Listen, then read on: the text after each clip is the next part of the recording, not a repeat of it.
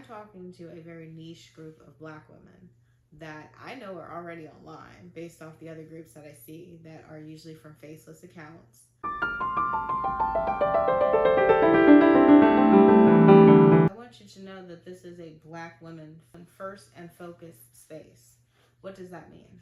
Meaning all the other Black women adjacent groups that like to lay claim to us when it's beneficial, but then immediately, anytime it's negative, anytime it's time to be Black, all of a sudden it's, oh no, I'm African, oh no, I'm Caribbean, oh no, I'm this or that. My own community won't even accept me. I don't understand. I'm one of you people. You people? Man. Don't have time for those types of women. I also want you to be very aware that this is a space that I am going to have minimal aesthetics or minimal putting your face on. Probably the most you're going to see on this channel, as you've seen so far, is probably a good little lip and nails done for the most part. I'm not fixated on looks on this channel because I know there's plenty of spaces where Black women are so hyper fixated on that there's no substance. 10 out of 10. But then I also recognize that the women that choose to have no type of aesthetics, or they don't even at least have their nails done or a little bit of lipstick, can we get a lipstick, baby? It's like, I understand those channels get like zero traction on anything. So to some regard, I have to show up, but I don't have to show up all the time, full glam. Oh my God, where's the light? Like, that's just nothing you're going to see on this channel. Because that, for me, I think should be reserved for when we meet in person and those type of things. Like, that is what I feel. And honestly, just off the history of women's organizations and the spaces and places I have taken stock in, I have realized that for Black women especially, they are very fixated. Like, again, this hyper fixation on what things look like versus how they actually are. I think it's absolutely friendship first before anything else. And I'm willing to take the time to do that, because friendship has to be the foundation of anything that's created here. Because if you're creating something simply for proximity or, we might have similar, commonalities, but there's like not a connection, it's bound to fail. Because once that first generation leaves, then it just becomes this chaotic thing versus like we're just a network of friends that are connecting with each other, and then we're in this group. And then we keep that going for years to come. For me, I'm hyper fixed. I am laser focused on creating something that can stand the test of the time, just like some of these other Black women organizations. But unlike them, I am very aware that this cannot be a space that is going to take you decades to join. Like, this can't be, you don't get to join until you're in your 40s, 50s, and 60s in some cases. And just my experience personally, when I see these women that end up actually joining, it's just like, there's always some level of disappointment. Like, yeah, they're happy to finally be in the room, but when they have to think about how long it took them to get in the room and what's actually in the room, there's always a level of disappointment that is just without, when they have to cope with how much time, energy, and that they spent to join this thing, only for it to turn out to be, that's it. And I think that really was profound for me in my 20s, seeing that over and over again on women, and why some of these women end up leaving the organization itself, going inactive. The beautiful part about creating something new is we don't have to follow any of the old rules that currently exist. Like, you can't be a part of this org if you join this thing. We don't have any of those rules here. So it's gonna be a beautiful space, because if you're a part of other organizations, you can still join this. That's the other part about stepping outside the box. I think what finally pushed me to have the courage to create such a channel, to like put my face to it, to like start and to do something, was how many Black girls specifically, whether high schoolers to college girlies that are on TikTok specifically, that are making content around they're looking for a place to be.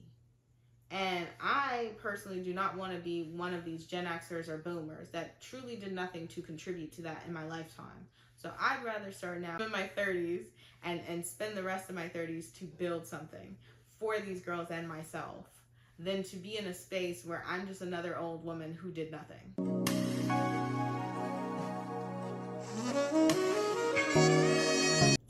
a mission as someone who's in my 30s that by the time I'm 40, I don't have to spend any time online anymore. I'm very aware that it's not going to take long to start this thing and meet women in real life. But what it is going to take, you're going to have so much online presence before you can truly fall off of it. For the young girls that are coming up and they may not have access, and you have to have so much of an online presence that when they eventually are searching for this at the appropriate age, that there was enough content, we've talked about everything, that it's going to come up for them. And then it's going to lead them down the rabbit hole to discover us. I plan to do on this channel. We're going to talk about all the things that you could publicly talk about that would really leave a good basis and a foundation for like-mindedness in this group. But then also, there's so much that I'm going to probably allude to on this channel that will lead to kitchen table talk that's in person. No devices, not online, not in a group chat, in real life for this conversation. There's certain things that I will not talk about on this channel. And probably the number one you're going to learn very quickly on this channel is politics. I don't think that's very useful to be talking about in this space publicly. Because again, that's a kitchen table talk. I want to de-influence you. This is not a space that I am fixated on lifestyle and, oh my God, like that's not this channel. This is about depth, perspective. This is about diving in for us. This is for us to actually, again, connect, have the foundation of friendship, have the foundation of like-mindedness. And the only way you're going to do that is to talk about all the different topics that are happening out here. Some of them are political hot potatoes that we're not going to touch. I'm personally not touching with my face attached to it, which would be politics and this gender war, you know, whatever the topic of the today is, or whatever the viral video is. It's just those things I don't care about. Because you're going to know enough from the videos that I will make and my perspective that you will already know which way I lean. And you can just kind of keep that to yourself. When I have to think about what the mission and purpose of creating something like this is always a Black women focused, Black women first environment where we are focused on 3 key areas. Wellness. I know I need to get back to my healthy space. You know, this is going to be my 4th time doing this in a decade. So I know I'm not the only one doing that. Not to mention, once you get back there, is to maintain it and to be in a community, a camaraderie of it, that you can do those things in addition to you doing them by yourself. But it's better to do it in a group where you have not only the accountability of self, but the accountability of others as well. The second is prosperity. We keep seeing online, oh, Black women are getting laid off, Black women are unemployed, Black women this, Black women that. It's like at a certain point, we know how robust Black women are. We know how resourceful we are. We know how creative we are. And we're just kind of getting to the space where we really need to lean on one another in that way. The third thing for me is arts. When I have to think about how much art has touched my life that Black women have created, whether it's writing, whether it's painting, whether it's music, whether it's you know, skits. There's like the creativity on Black women is crazy, and I would love to see more of it. I think what really stands out to me is the Black Lady Sketch Show. Love that show, loved it down. I watched every episode. I even paid for HBO when it was on every season to make sure I watched it on HBO because it was that good. And the fact that it got canceled, can't even talk about it. But these are the types of things I want to see in my life. And if we want to see them, we have to create a space that is supporting them. So I hope you join me on this journey. And, you know, join the Discord. I'm in progress of building that up. I might have to add people I actually know. Make them join just to get it started. But I hope this is a place for you. That's just going to be where we start. Unlike other people, Discord is going to remain free no matter what. Because if we are going to move to a paid space of any type of that, you know, for protection and things of that nature, or just a private space in general, that is something that I'm in the process of building myself, because I am a techie a little bit. And I've realized I don't want to move to another space that has terms and conditions. I want to move to a space that we wholly own and control, and the only thing we're doing that we have to deal with other people is the hardware and the internet to get online. That's about it. But like I said, I'm very fixated on taking this offline once we kind of have enough traction and have enough women here to do so.